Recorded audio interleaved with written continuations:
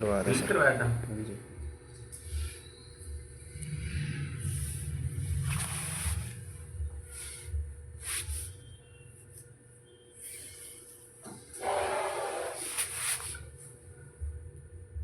आप लोग रेगुलर रहा करो, छुट्टियां आप बहुत करते हो। मैं चला गया था हिमाचल एक्चुअली। आपका होम टाउन है वहाँ। और आप कहाँ चले गए फिर आगे? अमित तो रेगुलर है।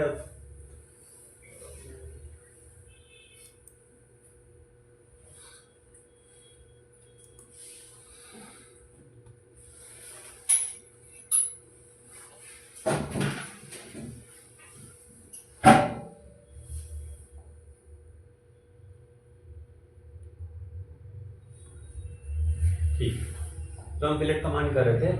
फिलेट काफ़ी एडवांस था। आप लोगों का फिलेट हो गया? हो गया ना आप दोनों का भी फिलेट?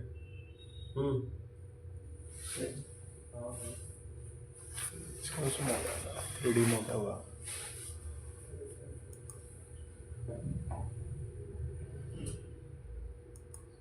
फिलिप चैम्बर लास्ट पे आता। चलिए आज हम कुछ नया करेंगे। आज मैं आपको इसमें कमांड कराऊंगा, ये वाले इंपॉर्टेंट कमांड है। तो आज हम करेंगे हेलिक्स एंड स्पाइरल। ये हुआ था? नहीं समझ नहीं आता मैं।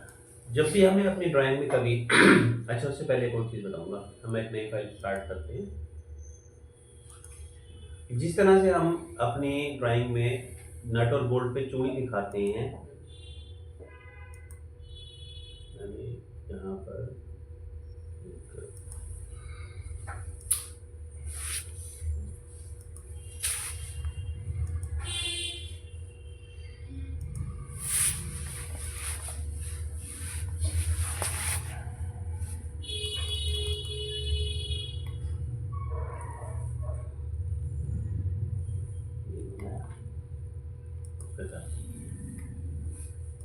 उसके नीचे वाले पेज पे लेके फिर से स्केच बनाया।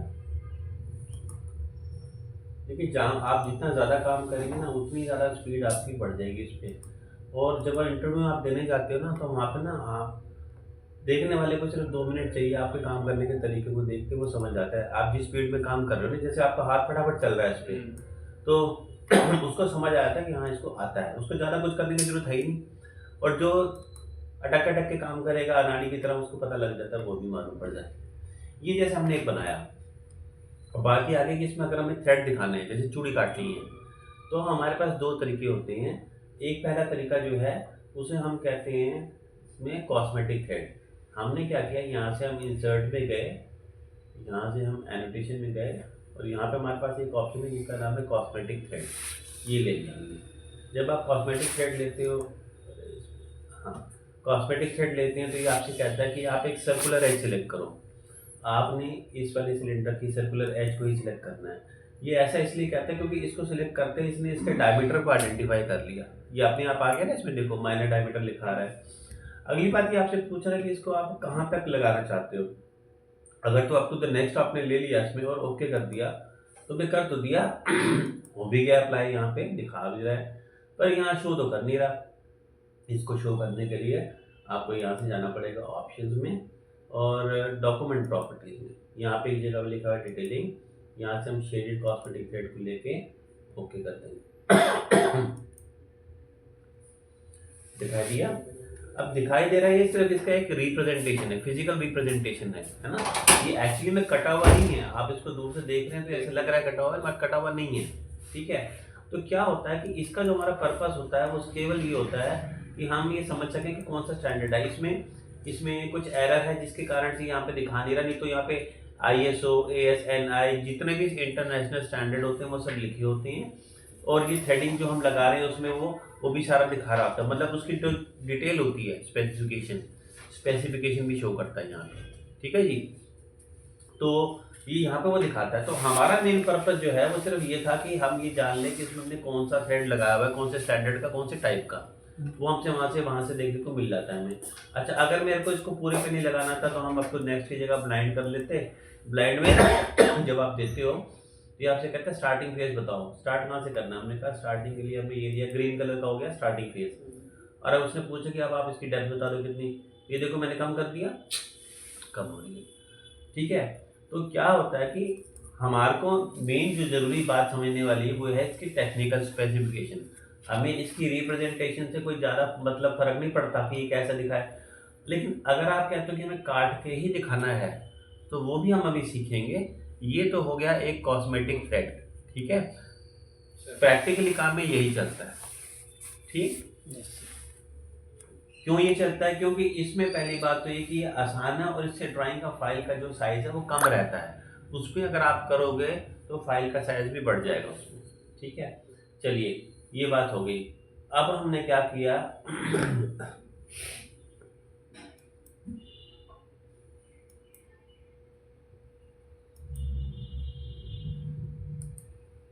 एडिटिंग वाले कमांड्स हो गए थे हमारे,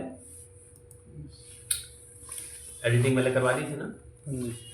तो जैसे ये मैंने बनाया था पहले सर्कल, इसका मैंने उस टाइम कुछ डायमीटर दिया नहीं था। अब मैंने इसकी डायमेंशन दी, ये देखो मैंने इसको मान लीजिए 50 का डायमीटर दे दिया।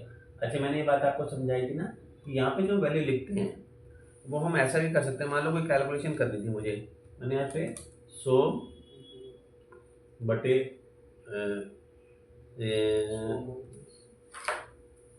बटे के लिए ये आ जाएगा बटे 2, 100 बटे 2 हो गया 50 प्लस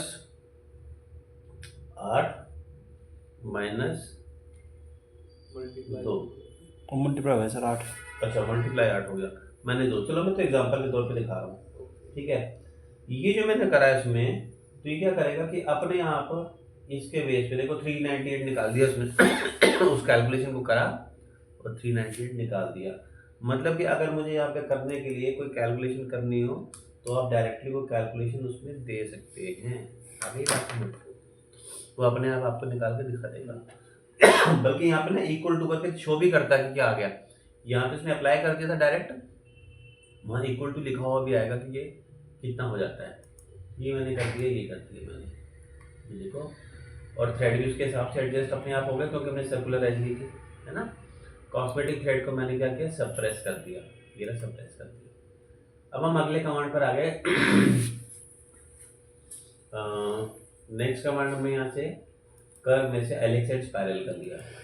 जब आप हेलिक्स और स्पाइरल लेते हो तो वो आपसे कहता है कि आप एक सर्कल को सिलेक्ट करो जिसको तो इसके लिए कंडीशन है कि हमें एक सर्कल चाहिए ही चाहिए, ठीक है। तो उसको सर्कल चाहिए, तो हमने क्या किया इसमें,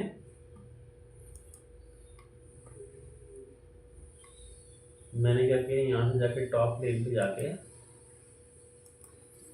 स्केच में गए और यहाँ पे मैंने एक सर्कल बना दिया। इस सर्कल का डायमीटर मैंने 30 दे दिया, ठीक है। तो ये हमें थोड़ा बहुत अलग रखता है। अब ये कंडीशन है, जब भी हम हेलिक्स कमांड का यूज़ करें ये बनाना पड़ेगा। जब आपने ये लिया तो इसने आपसे कहा कि आप या तो एक स्केच को सिलेक्ट करो जिसमें सर्कल बना हो, या फिर एक प्लेन सिलेक्ट करो और उसके ऊपर सर्कल बनाओ। सर्कल तो चाहिए उसको, हमने ले लिया। जैसे आपने सर्कल लिया तो आपने देखा हमारे पास ये दिखाई देने लगे, इसको हम कहते हैं फ्लैग, झंडे जैसा दिखाई दे रहा है आप देख रहे हो नीचे भी टेबल दिखाई दे रहा है और ऊपर भी। पी का मतलब है पिच, REG का मतलब है रेवोल्यूशन, H का मतलब हाइट और डायमीटर। ये बता रहा है कि नीचे का स्टेटस तो ये है, फिलहाल इसकी जो पिच है वो 60 की है, रेवोल्यूशन 0 का है, 0 रेवोल्यूशन है और हाइट 0 है और डायमीटर ये है। 3 चीज़ें होती हैं, एक होता है पिच, रेवोल्यूशन और हाइट। इसमें से 2 आप बताते हो और तीसरा वो खुद कैलकुलेट करता है। मैंने क्या किया, यहाँ पर आप देखो जो रेवोल्यूशन 1 लिखा हुआ था, रेवोल्यूशन का मतलब आपको कितने चक्कर घुमाना है, इसको राउंड घुमाना है। मैंने क्या किया कि यहाँ से इसको कर दिया 5, तो आपने देखा कि हमें 5 रेवोल्यूशन दिखाई दे रहे हैं इसमें।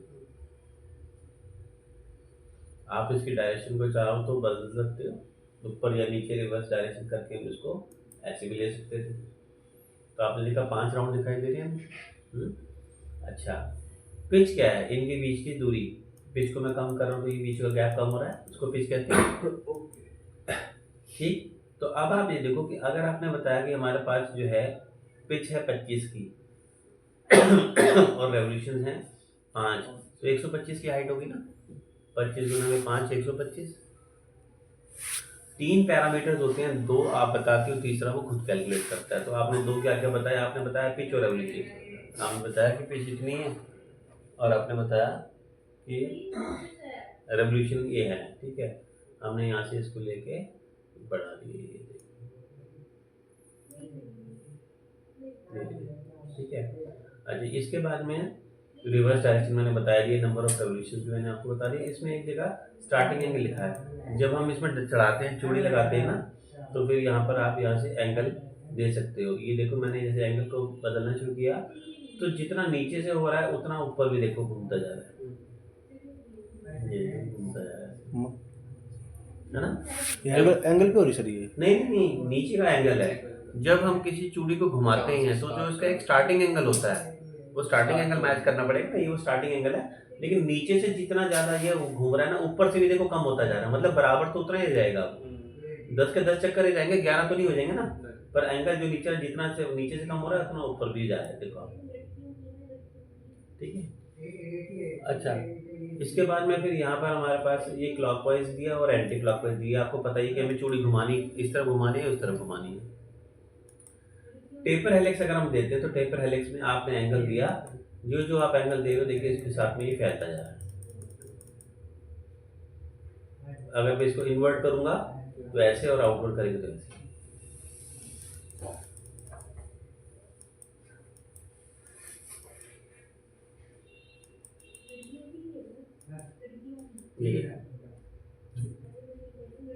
पिच और रेवोल्यूशन समझ आ गया।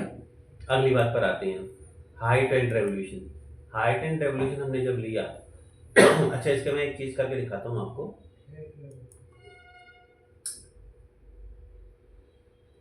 तो हमने क्या किया था, यहाँ से कमांड लिया था हेलिक्स एंड स्पाइरल, हमने इसको सिलेक्ट करा। सिलेक्ट करते हमारे पास ये फ्लैग आ गया। इस फ्लैग में से हमने इसकी स्पेसिफिकेशन भर दी। जो चीज़ों के पीछे आपको बैकग्राउंड दिखाई दे रहा है वाइट कलर में, जैसे पिच और रेवोल्यूशन, इसके पीछे वाइट बैकग्राउंड दिखाई दे रहा है, ये एडिटेबल है, मतलब इसमें चेंजेस किए जा सकते हैं। और जिनके पीछे बैकग्राउंड ग्रे कलर में दिखाई दे रहा है, ये नॉन एडिटेबल है, इनमें चेंजेस नहीं हो सकते, ठीक है। तो मैंने यहाँ से पिच को चेंज करके कर दिया 20 और नंबर ऑफ रेवोल्यूशंस को मैंने चेंज करके कर दिया 10। देखा आपने, ये आ गया। मैंने इसको घुमा के ऐसे कर दिया। आप पिच को बढ़ाओगे तो पिच बढ़ती जाएगी, ऐसे नजर आएगी हमें पिच ऐसे दिखाई देगी हमें, ठीक है।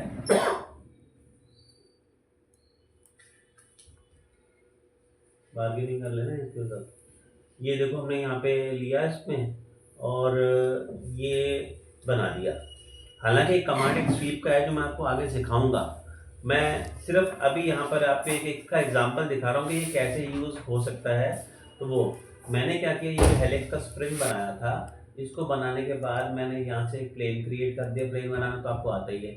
मैंने आपको बताया था नॉर्मल टू द कर्व। तो नॉर्मल टू द कर्व में क्या होता है कि पॉइंट और एक कर्व इसके नॉर्मली बनकर आता है। ये नॉर्मल आ गया इसके जैसे बन गया, मैंने ऐसे प्लेन बना दिए। उसके बाद हमने क्या किया, यहाँ पे स्केच दिया और इस पॉइंट पे मैंने यहाँ पे एक इसमें स्केच को बना दिया। ये देखिए, आपको इस बात का ध्यान रखना पड़ेगा कि जो आप बना रहे हो वो इतना बड़ा ना हो जाए कि वो वापस में क्रॉस कर जाए, है ना। इतना तो होना चाहिए ना कि उसके साथ में, तो इसलिए मैंने इसको ध्यान रखते हुए यहाँ पे 10 का ही इसमें डायमीटर दिया।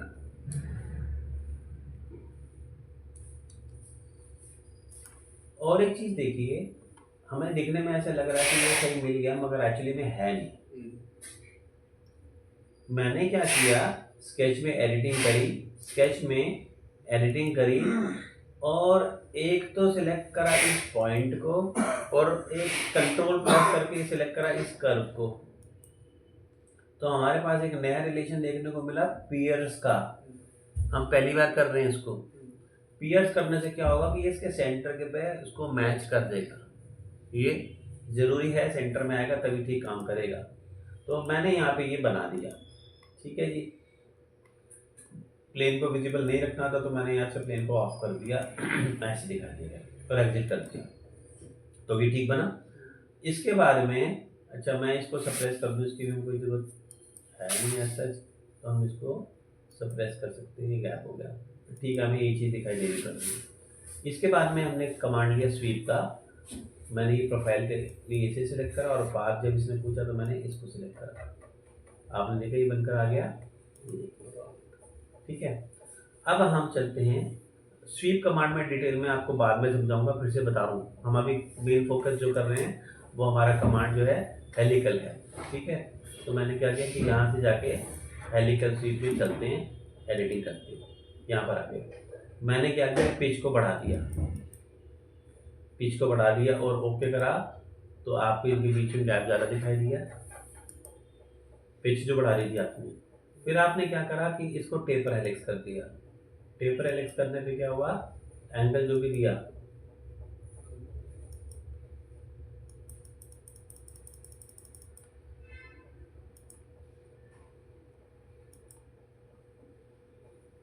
टेपर हेलिक्स, ठीक है, ऐसा स्प्रिंग होता है ना। तो उसके बाद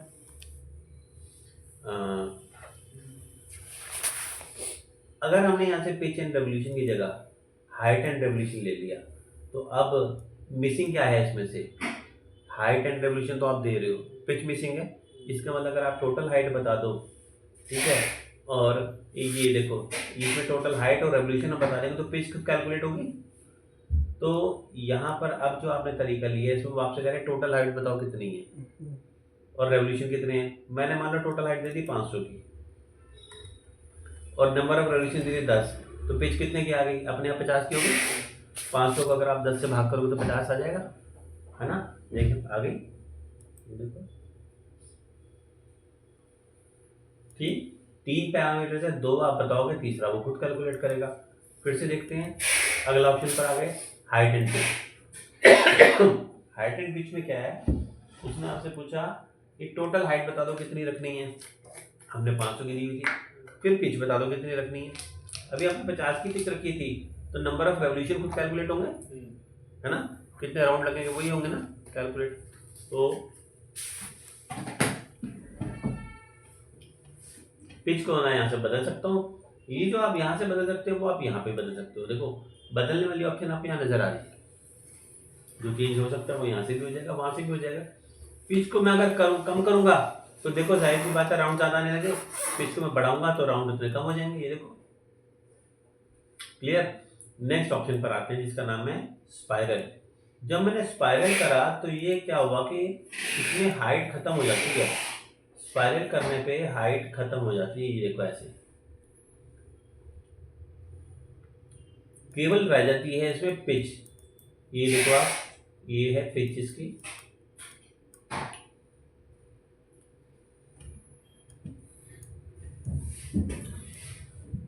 और ये रेवोल्यूशन,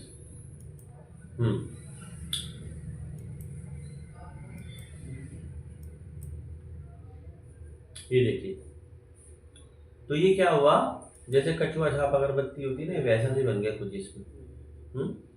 एरर इसलिए आ गया कि हमने यहाँ कोई गड़बड़ कर दी, वो पॉइंट उस जगह पे रह ही नहीं गया जिस जगह पे हमने इसको बनाया था, तो इस वजह से इसने इसमें गड़बड़ कर दी, इसको मुंडो करते एक बारी।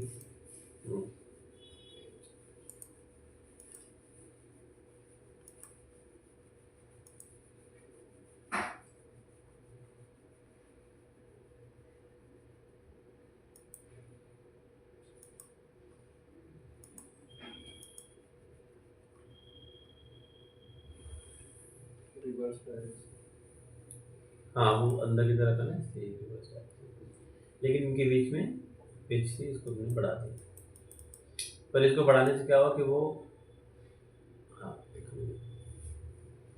ऐसे दिखा रहा है जैसे कॉइल होती है वैसे दिखा रही है, ठीक है। इसमें हाइट नहीं आती, इसमें सिर्फ यही आता है। क्लियर हो गया इतना। अब हम अगला समझेंगे इसमें, ये तो मैं जो किया था ये था कांस्टेंट पिच। अगर आप देखो तो यहाँ पे हमारे पास ऑप्शन में लिखा हुआ था, एक जगह लिखा है कांस्टेंट पिच, हम यही कर रहे थे। कांस्टेंट पिच में क्या होता है कि शुरू से आखिर तक पिच सेम चलती है, जैसे कि अगर नीचे से हमने 60 करी तो ऊपर तक भी 60 ही चल रही है, बराबर गैप सेम। लेकिन अगर आप कहते हो कि मुझको तो फर्क रखना है, तो हम यहाँ से वेरिएबल पिच का ऑप्शन ले लेते हैं। वेरिएबल पिच करने पे आपके पास एक टेबल आ जाता है, और इस टेबल में आप कुछ ऑप्शंस देख रहे हो, इनको हम पिच करते हैं। ठीक है, तो सबसे पहले तो आप देखो कि इसमें लिखी हुई है पिच 23 की, फिर सेकंड जो पिच है वो भी 23 लिखी है, नीचे भी 23 और ऊपर भी 23। मैंने मान लो ऊपर की पिच को कर दिया 50। तो अब आप देखो कि ऊपर जाते जाते जो पिच है वो 50 की होती जा रही है, देखो गैप बढ़ता जा रहा है ना। ये 23 है, फिर धीरे धीरे 30 हुआ, फिर 35 हुआ, 40, 45, फिर 50, इसलिए तो इसका नाम वेरिएबल है। फिर इसमें डायमीटर देखो आप, जो नीचे डायमीटर था वो 60 mm का था, अगर आप चाहो तो ऊपर का डायमीटर बदल सकते हो। हमने ऊपर के डायमीटर को 100 कर दिया, देखो ऊपर 100 हो गया, 100 है ना। आप डायमीटर कम भी कर सकते हो, ज़्यादा भी कर सकते हो। ये जो टेबल है, जिन जिन ऑप्शन जो जो वैल्यूज़ के पीछे बैकग्राउंड ग्रे कलर में है वो नॉन एडिटेबल है, उनमें आप चेंजेस नहीं कर सकते। जिनके पीछे का बैकग्राउंड वाइट कलर में है वो एडिटेबल ऑप्शन है, उनमें आप चेंजेस कर सकते हो। ठीक है, तो हमने फिर यहाँ से फिर आगे दोबारा से, अब मान लो कि मेरे को इसको आगे जो पिच चाहिए थी, मैंने यहाँ से क्या किया कि इस पॉइंट पे लाके पिच को 10 कर दिया, अब की बार कम कर दिया, देखो तो इधर आते आते कम हो गई। मैंने चाहा कि इसके आगे ये 10वां रेवोल्यूशन था, मैंने यहाँ से अगले में क्या किया 15 तक, मतलब 15 राउंड तक मैंने कहा कि हमें 10 ही चाहिए। देख रहे हो, यह कांस्टेंट हो गई, 10 की रहेगी ना। अगर आप डायमीटर को मैच करना चाहते हो तो डायमीटर को भी मैच कर लो, यहाँ से 60 mm का था, मैंने इसको भी कर दिया 100, तो 100 ही हो गया।